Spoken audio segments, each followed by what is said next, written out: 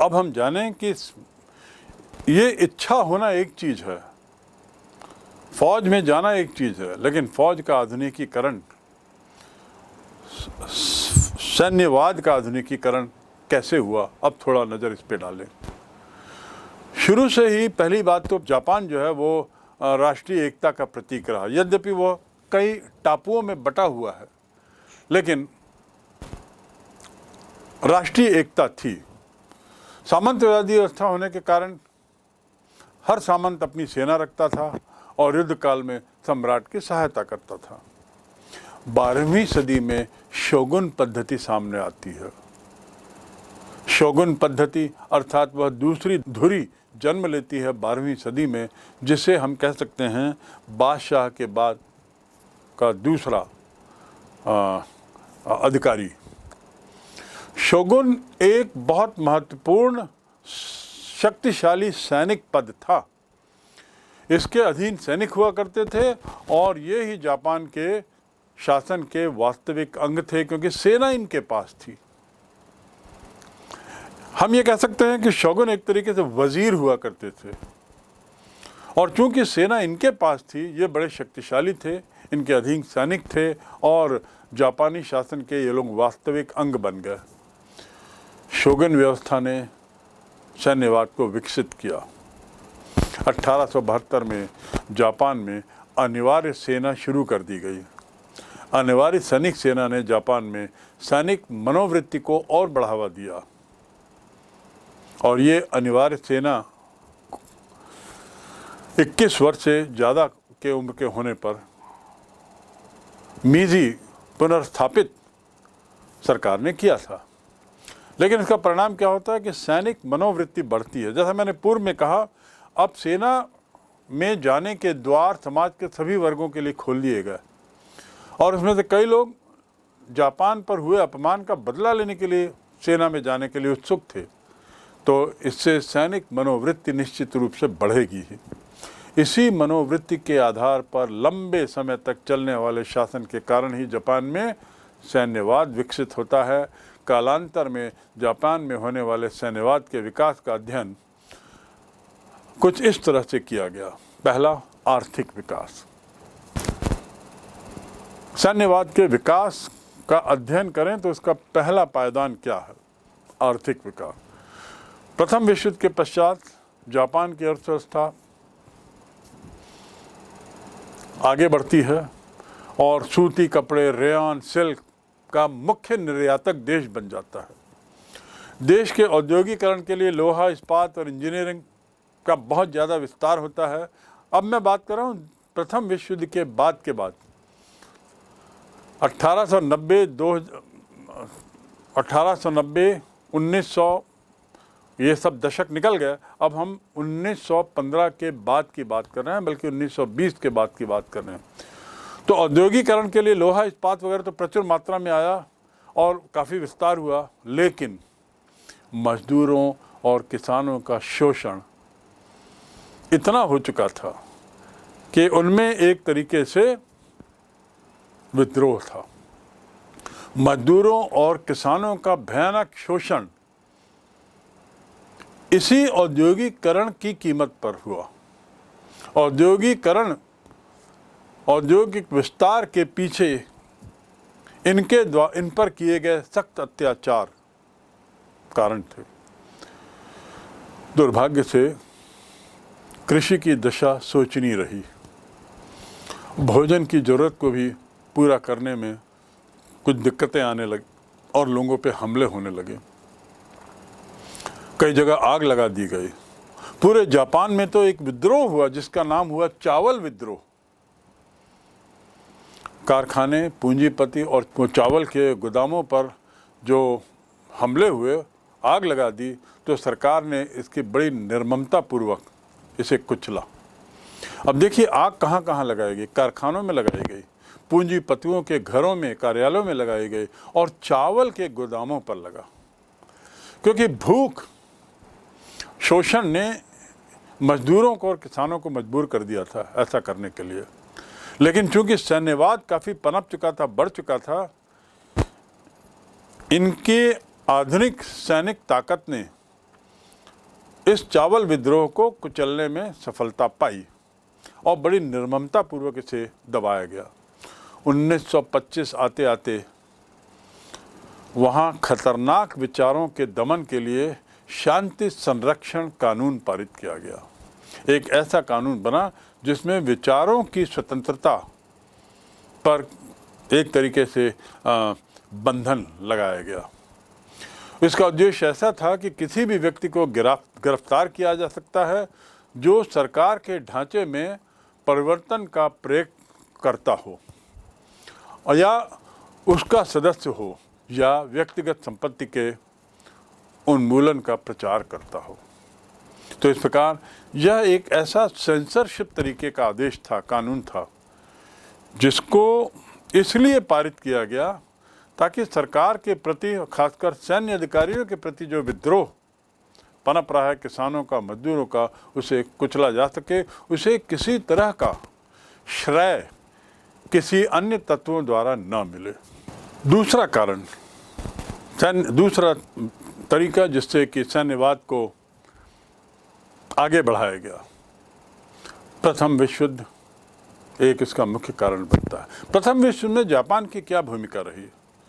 Japan चीन में अपना आर्थिक और राजनीतिक साम्राज्य बढ़ाना चाहता था, क्योंकि चीन उसका इमीडिएट नेबर था, उसका पड़ोसी था। तो वे साम्राज्यवाद की नीति के तहत, अपने माल को खपाने के उद्देश्य के तहत उसकी नज़र चीन पर थी। पहले विश्व युद्ध ने उसे वो मौका दिया, इसीलिए वह जर्मनी के विरुद्ध मित्र राष्ट्रों के पक्ष में युद्ध में शामिल हो जाता है। चीन युद्ध में तटस्थ राष्ट्र था। जापान ने चीनी तटस्थता की उपेक्षा करके जर्मन अधिकार वाले चीनी इलाके पर हमला कर लिया। महायुद्ध के पश्चात जापान की सैनिक शक्ति में काफ़ी वृद्धि हुई और प्रशांत महासागरीय क्षेत्र जो जापान से लगा हुआ है, वहाँ पे एकमात्र नौसैनिक ताकत बन जाता है।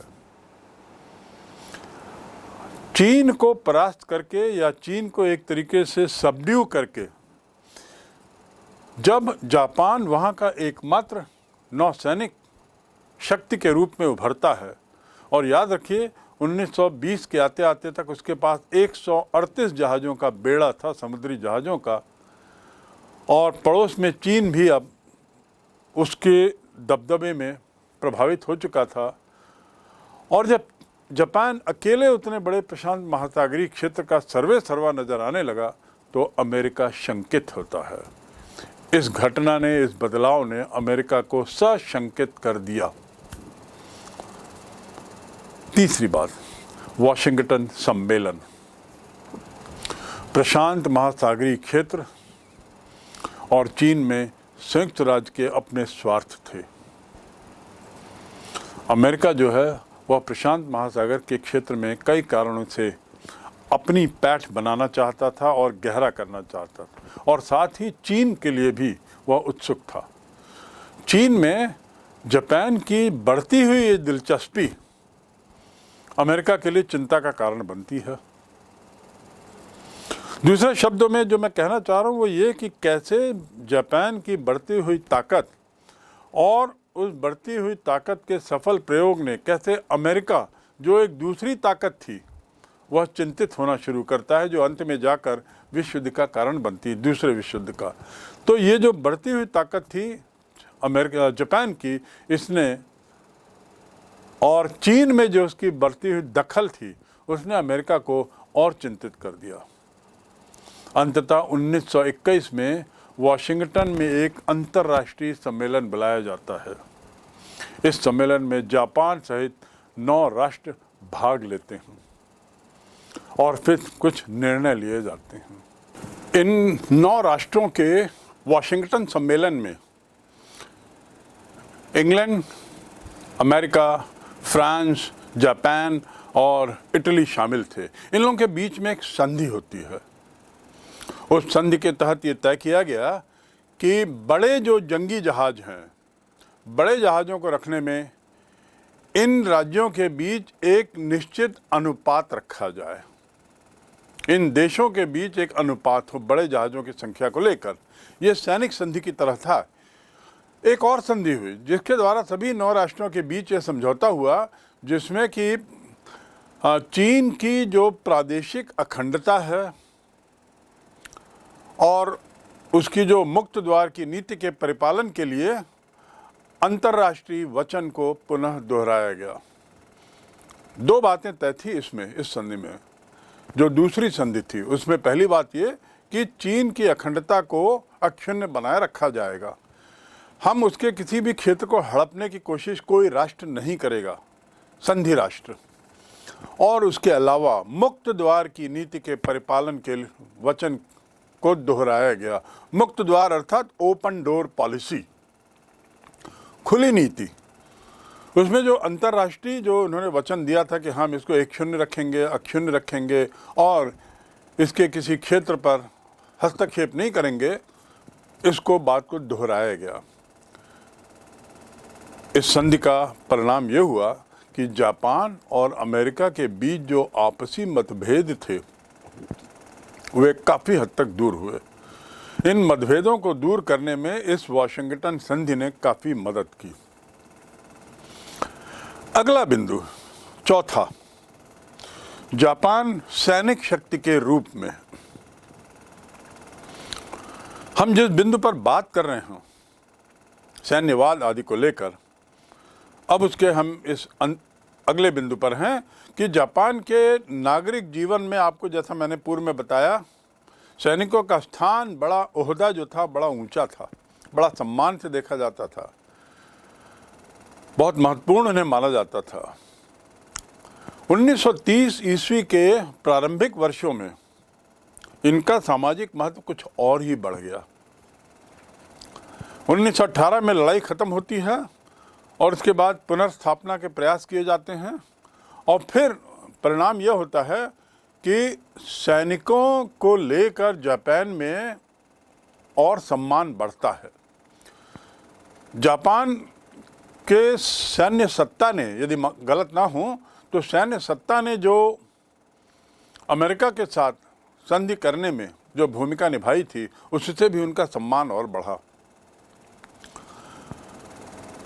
जापानी समाज में जापानी सेना अब सबसे अधिक आक्रामक ताकत वाली मानी गई। वहाँ कुछ गुप्त संगठन भी थे और सैनिकों का इन संगठनों से जो गुप्त थे उनसे बड़ा घनिष्ठ संबंध था, उनसे संपर्क में थे। ये सभी संगठन उदारवाद, शांतिवाद और लोकतंत्र के विरोधी थे।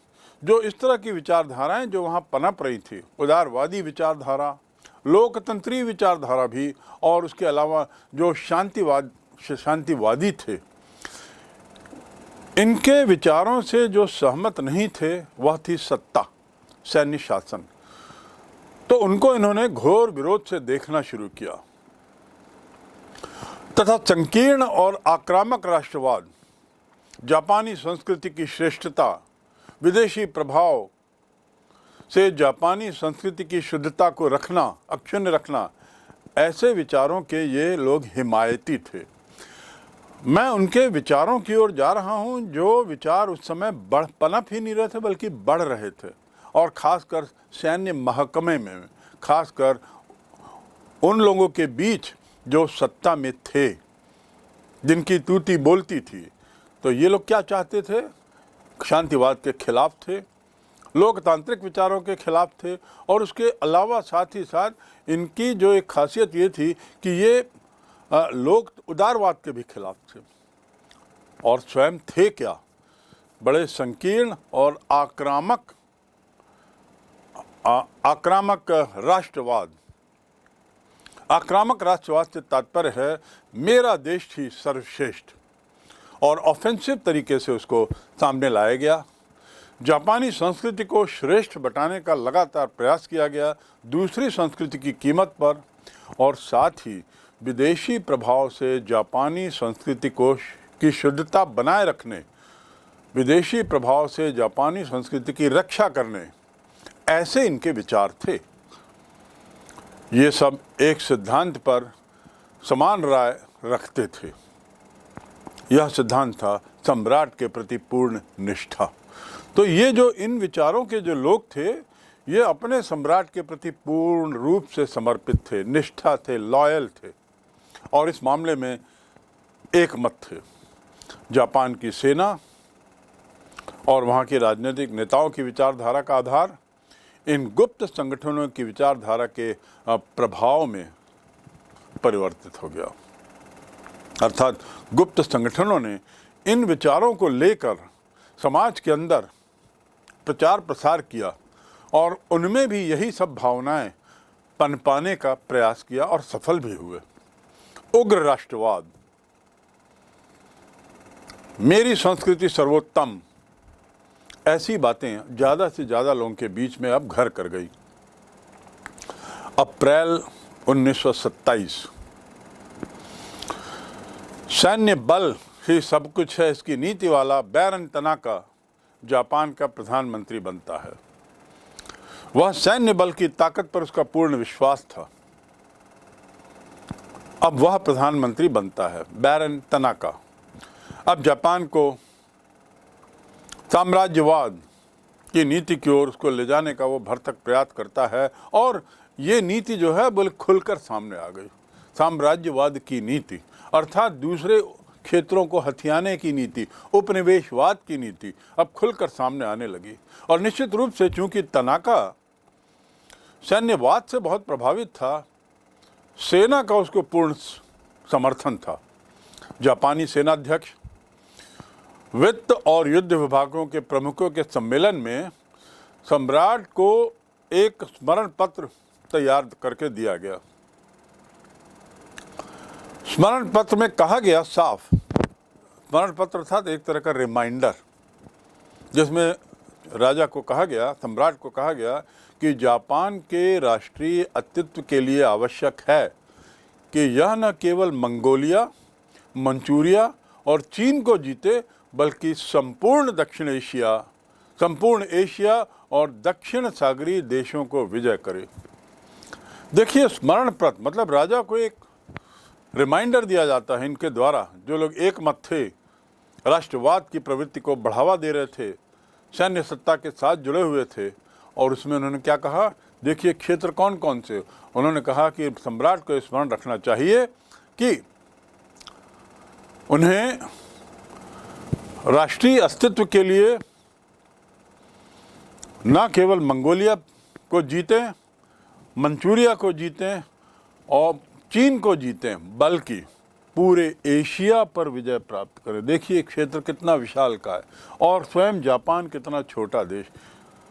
तुलना करते हैं तो ऐसा लगता है किस हद तक इस छोटे से राष्ट्र की राष्ट्रवादी नीति ने उसको इतना अंधा कर दिया कि अब वह पूरे एशिया को हथियाने और उसके अलावा दक्षिण सागरीय देशों पर भी कब्जा करने का प्रयास।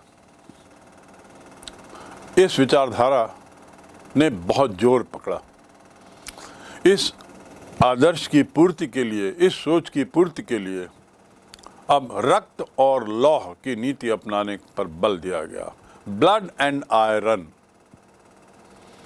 ब्लड एंड आयरन की नीति का अर्थ ये हुआ कि मुझे हथियार दो और मैं अपना रक्त बहाने को तैयार हूं देश के लिए। मुझे हथियार दीजिए और मैं इन सब क्षेत्रों पर जिसके लिए स्मरण पत्र दिया गया है, उन क्षेत्रों पर विजयी पताका फहराने के लिए जापान की मैं जाने को तैयार हूं, अपना सर्वत्र न्यौछावर करने को तैयार हूं। तो रक्त और लौह की नीति तनाका के साथ 1930 के बाद आती है। तो अब यहाँ तक हम देखते हैं कि कैसे जापान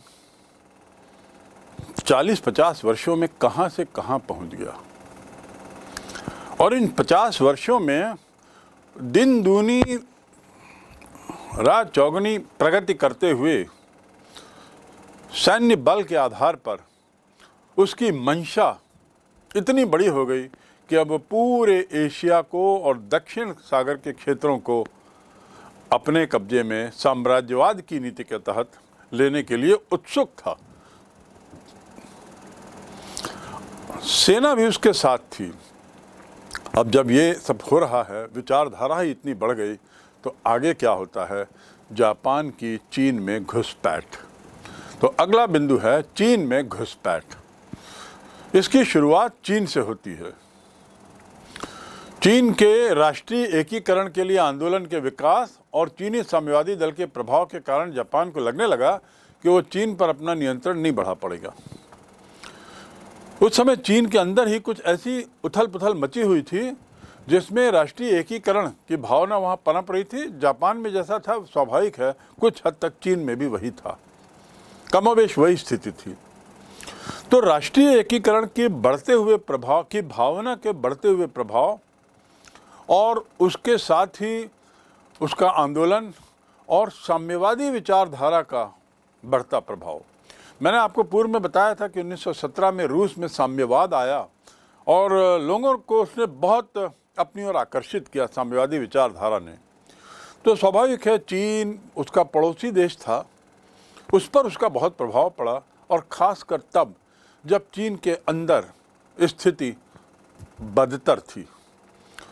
तो उसको लगा कि हमारे पड़ोस में जो रूस का उदाहरण है, रूस का जो मॉडल है शासन का, उस मॉडल को क्यों न अख्तियार किया जाए। तो चीन के अंदर ही एक ऐसा वर्ग सामने आता है जो धीरे धीरे ताकतवर होता है और साम्यवादी विचारधाराओं से बहुत प्रभावित हो जाता है। दूसरी ओर जापान की नज़र चीन पर, और जापान थोड़ा सा मुश्किल में पड़ गया था। इसी दौरान जापान की नज़र को देखते हुए, समझते हुए चीन के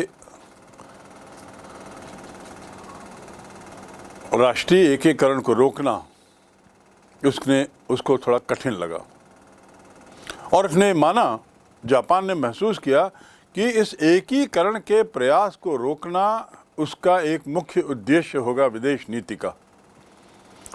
चीन के लिए मंचूरिया का बहुत महत्व था।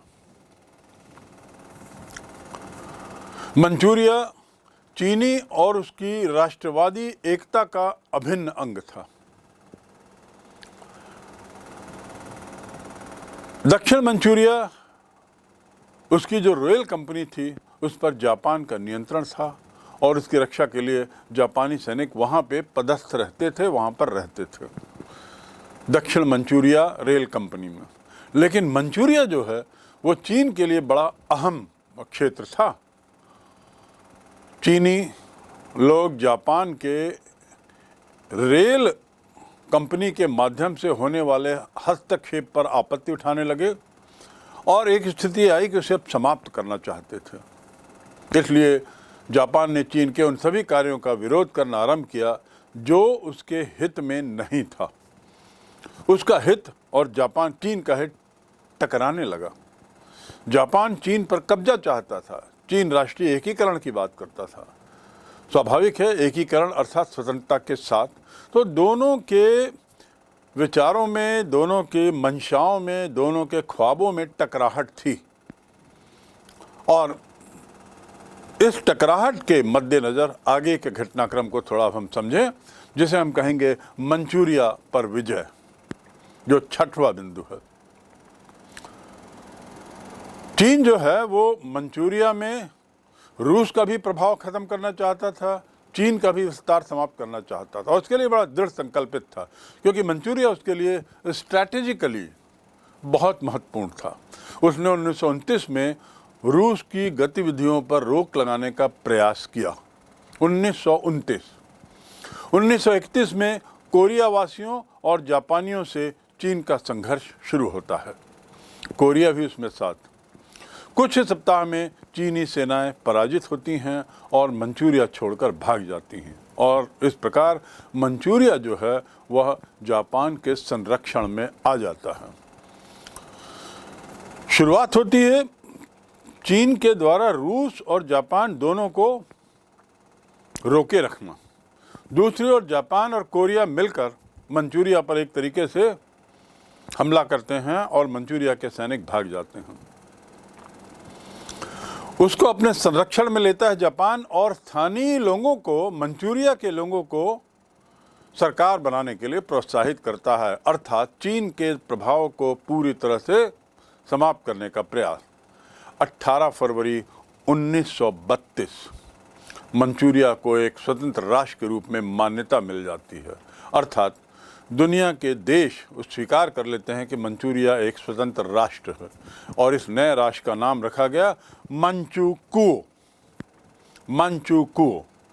चीन ने ये वाला मुद्दा राष्ट्र संघ में उठाया। मैं यहाँ स्पष्ट करना चाहूँगा कि वर्तमान में जिसे हम यूएनओ कहते हैं, संयुक्त राष्ट्र संघ, यूनाइटेड नेशंस ऑर्गेनाइजेशन, उसकी स्थापना 1945 में हुई।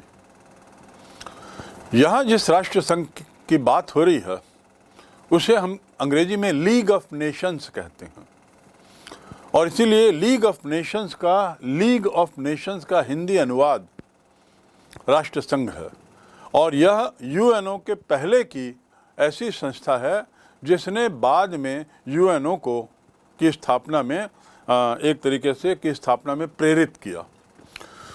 तो जब मंचूरिया पर जापान का कब्जा होता है, एक तरीके से नियंत्रण होता है और वहाँ मंचूरिया के लोगों को सरकार बनाने के लिए जापान प्रेरित करता है और मंचूरिया को एक स्वतंत्र राष्ट्र के रूप में मान्यता मिल जाती है, तो अंततः चीन राष्ट्र संघ में अर्थात लीग ऑफ नेशंस में मामला ले जाता है।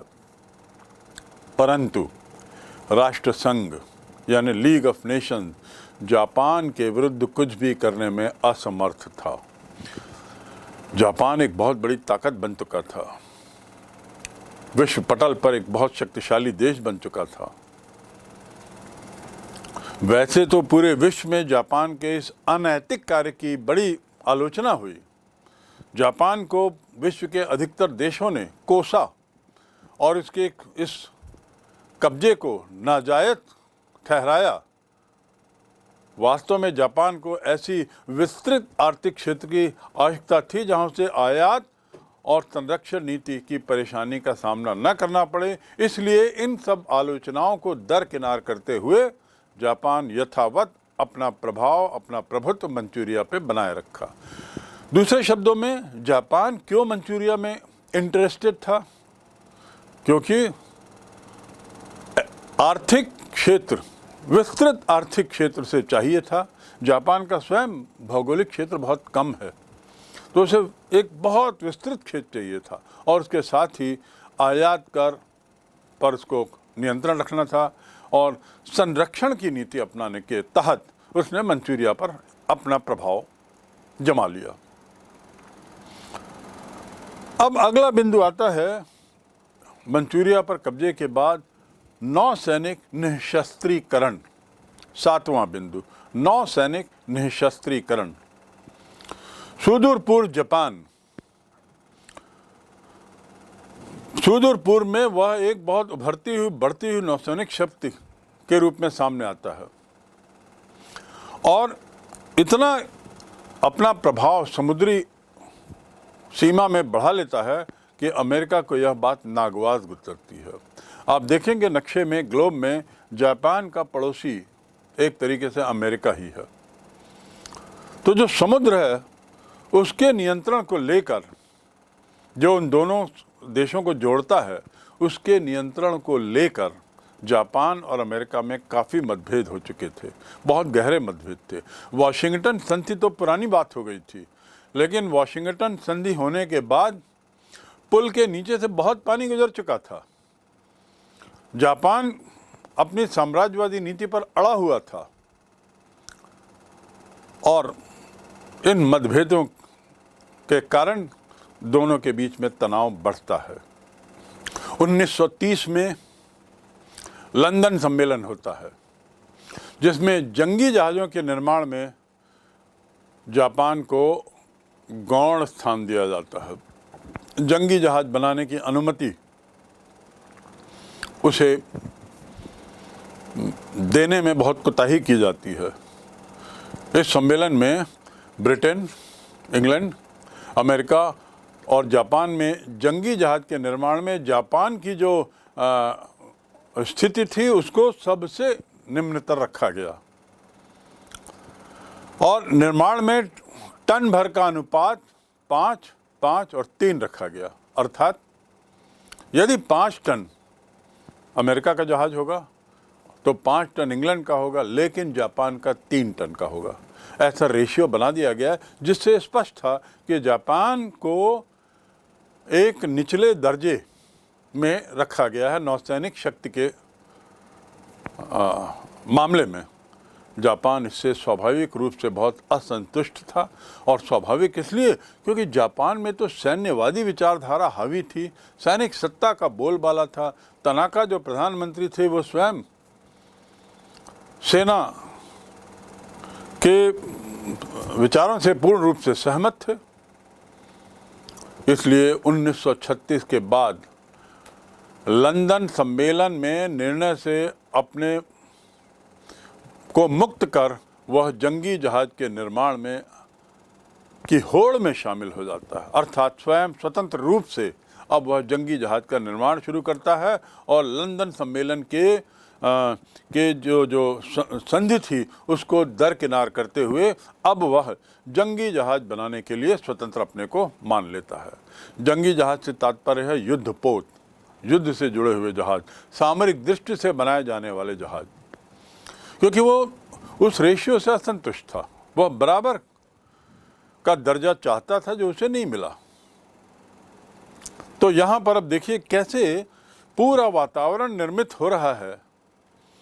जापान साम्राज्यवादी बनने के लिए किस तरीके से तीव्रता से आगे बढ़ रहा है, और सारे संधियों को, विचारों को, समाज को, विभिन्न देशों को दरकिनार कर रहा है।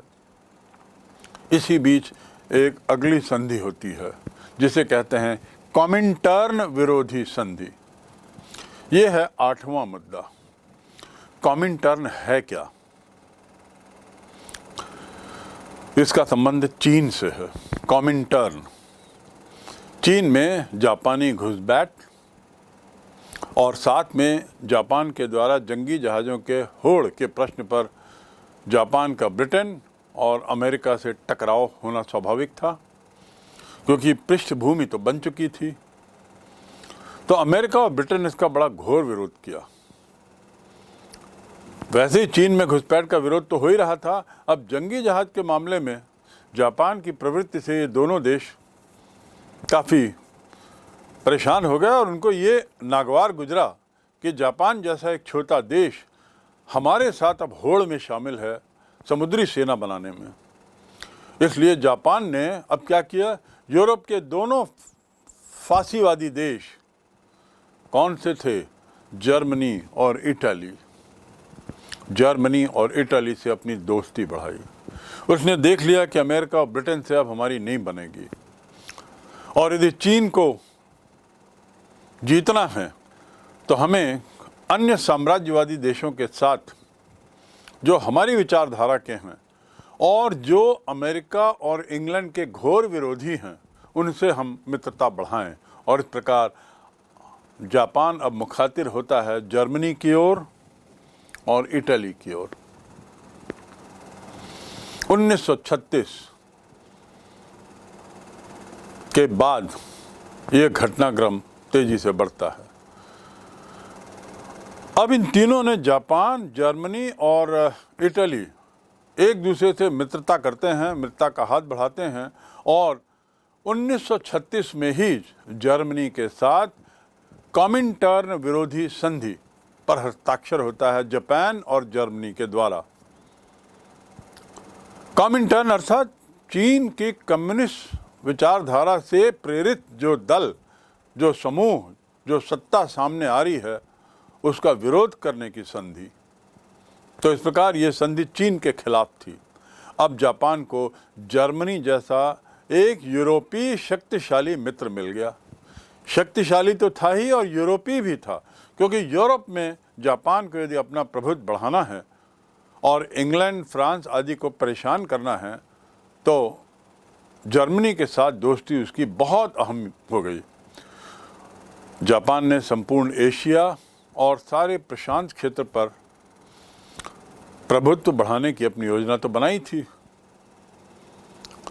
अब जर्मनी और इटली, जर्मनी में जो फासिज्म है उसे कहा जाता है नात्सिज्म, NATZISM, नाजीज़म, नाजीवाद, और इटली में जो विचारधारा आई वह थी फासीवाद, फासिज्म। दोनों ही विचारधाराएं बड़ी रैडिकल थी। विचारधाराओं पर हम अध्ययन किसी अन्य अध्याय में करेंगे, लेकिन हम ये जान लें कि ये दोनों विचारधाराएं अत्यंत राष्ट्रवादिता से प्रभावित थीं। ये दोनों विचारधाराएं सैन्य सुप्रीमेसी पर आधारित थीं और ये दोनों विचारधाराएं अपने को सर्वश्रेष्ठ मानती थी दुनिया में। अपनी संस्कृति, मैं और मेरा देश सबसे अहम। तो बड़े उग्रवादी विचार थे इनके। दूसरे देशों को बिल्कुल कुछ भी नहीं समझना, ऐसा जर्मनी और इटली के शासकों का विचार था। यहाँ बचाना ये उचित होगा कि जर्मनी में वह शासक जिसने इस विचारों को बढ़ाया उसका नाम था हिटलर, और इटली में जिसने इस विचारों को बढ़ाया उसका नाम था मुसोलिनी। तो इस प्रकार हिटलर और मुसोलिनी के साथ जापान मिलता है और एक नए धुरी का विश्व में एक नई धुरी सामने आती है। जापान में इन दोनों देशों के वादों से, नाजीज़म और फासिज्म से प्रभावित होकर जापान में एक अन्य वाद सामने आया। वह कहलाता है सैन्य फासीवाद, मिलिट्री फासिज्म, क्योंकि वहाँ तो मिलिट्री सत्ता ही सब कुछ थी। तो हम इसे मिलिट्री फासिज्म कह सकते हैं, मिलिटेंट फासिज्म कह सकते हैं। जापान का यह सैनिक फासीवाद की विचारधारा जर्मनी और इटली से प्रभावित तो थी ही, साथ ही वो अपनी स्वयं की विचारधारा भी थी, और इसी कारण जर्मनी और इटली की फासीवादी सरकारों के साथ जापान का मित्रता होना एक स्वाभाविक प्रक्रिया थी, नेचुरल था। जबकि इंग्लैंड और फ्रांस और अमेरिका ये डेमोक्रेटिक कंट्री थे, लोकतांत्रिक सरकारें थीं। इसलिए जापान अब केवल चीन के लिए नहीं बल्कि पूरे विश्व के लिए, विश्व के सभी डेमोक्रेटिक कंट्रीज के लिए खतरा बन पड़ा। उसकी सैन्यवादी नीति में लगातार वृद्धि हो रही है और अपने हितों को पूरा करने के लिए पूरी सैनिक शक्ति के माध्यम से वह अब अपना प्रभाव बढ़ाने की कोशिश कर रहा है। और उसी के परिप्रेक्ष्य में हमें उसकी जर्मनी और इटली से मित्रता को देखना चाहिए। ये सब होने के बाद अब जापान इतना उत्साहित हो जाता है जब उसे दो यूरोपीय राष्ट्रों का समर्थन मिलता है, लाइक माइंडेड राष्ट्रों का, तब अगला कदम उठाता है और वह है हमारा बिंदु 9, जापान द्वारा चीन से युद्ध छेड़ा जाना। 1937 जापान ने अपनी ये जो साम्राज्यवादी महत्वाकांक्षा थी उसको पूरा करने के लिए और जो रिमाइंडर वहाँ की सैन्य सत्ता ने सम्राट को दी थी, प्रधानमंत्री को दी थी, उस रिमाइंडर की पृष्ठभूमि में चीन के विरुद्ध युद्ध छेड़ दिया। 26 जुलाई 37 को पीकिंग पर, जो चीन की राजधानी थी, जापान का अधिकार हो जाता है। 31 अगस्त 37 को जापान शंघाई पर आक्रमण करता है। देखिए, शंघाई और पीकिंग, उस पर आक्रमण करता है। और अक्टूबर 1937 मंगोलिया पर जापान का प्रभुत्व स्थापित हो जाता है। 1939 आते आते हैकाऊ, हेनान, कैंटन, इन सब जगहों पर जापान पूरी तरह काबिज, और इस प्रकार इसे अपनी साम्राज्यवादी नीति को लागू करने के पायदान में पहला कदम सफल और बड़ी सरलता से। यहीं से 10वां बिंदु जो अत्यधिक महत्वपूर्ण है, विश्व युद्ध और जापान की पराजय। वह जापान जो गत 50 वर्ष से प्रगति करते करते करते बहुत अच्छे तरीके से प्रगति कर रहा था, दुर्भाग्य से वह सैनिक सत्ता से आकर्षित होकर उसने कुछ ऐसी विचारधाराएं वहाँ पनपाई या पनपी जिसे फासिज्म कहते हैं। उसी का परिणाम इस 10वें बिंदु पे अब स्पष्ट होगा। दूसरा विश्व युद्ध जब होता है तो जापान जो है वो रूस के विरुद्ध खड़ा होता है। जापान रूस के विरुद्ध खड़े होकर जर्मनी और इटली के साथ तो स्वाभाविक है उसका जाना, तो दक्षिण पूर्व एशिया में फ्रांस और ब्रिटेन के उपनिवेश जो थे उस पर अधिकार करने का निश्चय करता है। अब ब्रिटेन के उपनिवेश की यदि बात होती है तो भारत भी ब्रिटेन का उपनिवेश था और इस प्रकार जापान की नज़र अब भारत की ओर भी थी। 13 अप्रैल 1941 जापान ने रूस के साथ एक 5 वर्षीय अनाक्रमण संधि की। अनाक्रमण संधि का अर्थ ये कि ना मैं तुम पर आक्रमण करूंगा ना आप मुझ पर करोगे अगले 5 वर्ष। इसका परिणाम क्या होता है कि रूस जो है वो जापान से की साम्राज्यवादी नीति से उसे राहत मिलती है और निश्चिंत हो जाता है कि जापान उस पर हमला नहीं करेगा, और जापान भी निश्चिंत हो जाता है कि रूस उस पर कभी भी धावा नहीं बोलेगा। इस निश्चिंतता ने जापान के लिए आगे बढ़ने के लिए का एक काम किया। इस अनाक्रमण संधि के बाद जापानी सेनाओं ने हांगकांग, सियाम, वर्तमान Thailand, Philippine, Burma, Malaya, Singapore इस पर हमला कर दिया और बढ़ते चले गए। देखिए कितने सारे देश एक के बाद एक जापान के कब्जे में आते चले जाते हैं। दिसंबर 41 को जापानी सेनाओं ने पर्ल हार्बर पर भी हमला कर डाला। अब ये पर्ल हार्बर क्या है इसे देखें। यह एक समुद्री तटीय शहर है जहां पर अमेरिका की नौसेना के जहाजी बेड़े खड़े होते थे, और जापान इतना ज़्यादा अब वो हो गया, उसकी छाती इतनी फूल गई कि उसने ये हिम्मत कर डाली कि अमेरिका पर भी हमला कर दिया। पर्ल हार्बर पर हमला मतलब अमेरिका पर हमला, और अमेरिका ने उसे वैसा ही लिया, यथोचित ही लिया। रूस का नौसैनिक अड्डा, भीषण आक्रमण, 50 जहाज तहस नहस, बड़ा भारी नुकसान। इसके मद्देनज़र अब अमेरिका विवश हो गया कि वह द्वितीय विश्व युद्ध में स्वयं डायरेक्टली अब शामिल हो जाए, जो अभी तक अपने को दूर रखा था। क्योंकि द्वितीय विश्व जब चल रहा था तो सच्चाई तो यह है कि अमेरिका पर किसी ने आक्रमण नहीं किया था और ना ही अमेरिका किसी राष्ट्र के साथ विश्व युद्ध में शामिल था। वो तो पर्ल हार्बर के हमले के बाद अमेरिका विवश हुआ उसका जवाब देने के लिए, और फिर जब अमेरिका आता है तो फिर परमाणु बम डालकर जापान को पराजित करके ही विश्व युद्ध समाप्त करता है। द्वितीय विश्व युद्ध में अमेरिका के कूदने का कारण जापान के द्वारा पर्ल हार्बर पर हमला एक बहुत बड़ी भूल साबित हुई इटली, जर्मनी और जापान के लिए। जवाब में न केवल अमेरिका, इंग्लैंड और फ्रांस की मदद के लिए पुरजोर तरीके से सामने आता है, बल्कि अंततः वह साम्राज्यवाद को नतमस्तक करने के लिए, पूरी तरह झुका देने के लिए परमाणु बम गिराता है अगस्त 1945 में जापान में, एक नहीं दो, और उसे बाध्य करता है आत्मसमर्पण के लिए। 14 अगस्त को अंतिम बम गिरता है, और इस तरह द्वितीय विश्व युद्ध के अंत में ही जापानी साम्राज्यवाद, उनकी जो महत्वाकांक्षाएं थीं, उनका जो उग्रवाद था, वो वहाँ समाप्त हो जाता है, उस पर विराम लग जाता है।